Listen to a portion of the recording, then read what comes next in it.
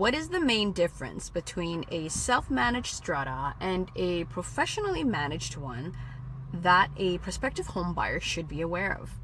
Self-managed stratas tend to have lower monthly strata fees compared to ones that are professionally managed, and the main reason is obvious. Not having professional management is one less service owners have to pay for. It is common for stratas of less than 15 units to be self-managed.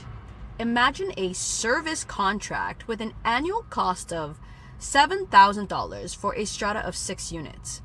Each strata unit would have to bear the cost of roughly an extra $1,200 every year, and not to mention, based on unit entitlement, the bigger units would have to pay more because they have more interior square footage than the smaller units.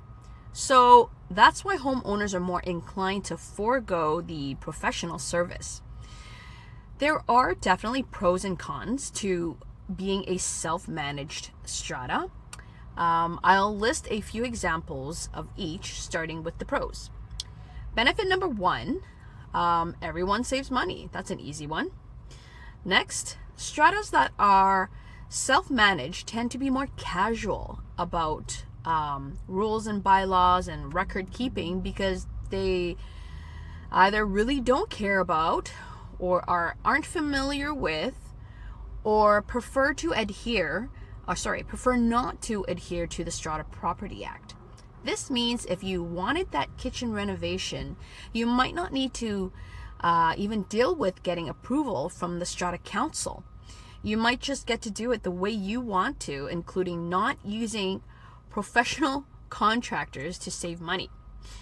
Or you could hang up whatever decorations you want outside your door or on the railing of the balcony and never have to take them down. You likely wouldn't get fined because nobody really enforces the bylaws.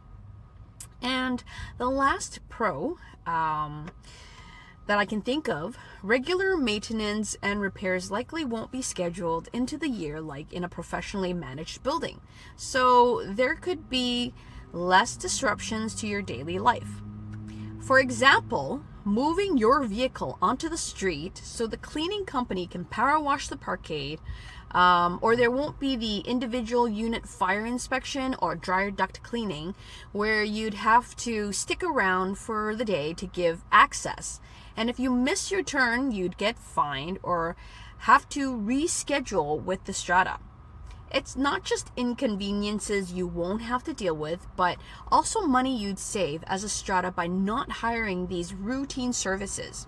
It's common for small stratas to only conduct maintenance work on an as-needed basis.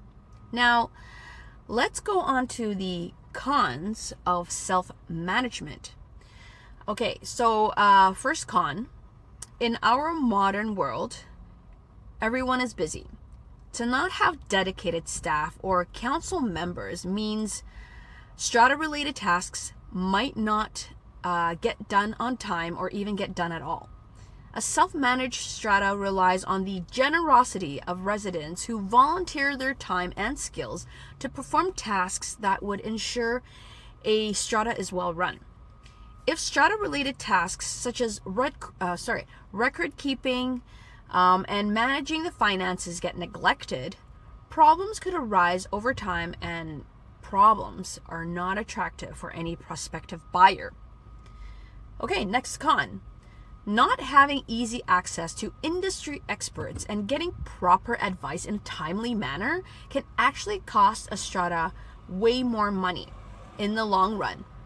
For instance, the laws surrounding housing and taxes are always being amended. So if a strata is not on top of the changes, there could be legal consequences and costly penalties. A couple of examples would be the requirement for stratas to renew their depreciation report every 5 years, or how about obtaining an energy planning report by December 31st, 2026. These are all recent changes to the Strata Property Act.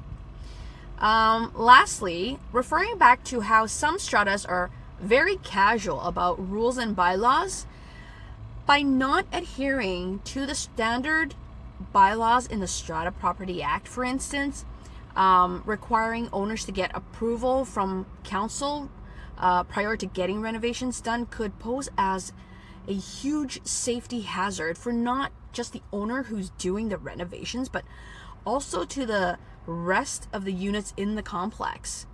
Here's an example. If an owner wanted to rewire or replumb their townhouse and only asked their brother-in-law or uncle who's not licensed or insured but watches a lot of home improvement videos to carry out the reno, the owner would run the risk of jeopardizing the neighbors' homes too if something were to go wrong, like if a fire broke out or a flood resulted from improper installation. So when that happens, finger pointing and lawsuits ensues. It can get really ugly. So tell me, do you prefer to live in a self-managed strata or a professionally managed one?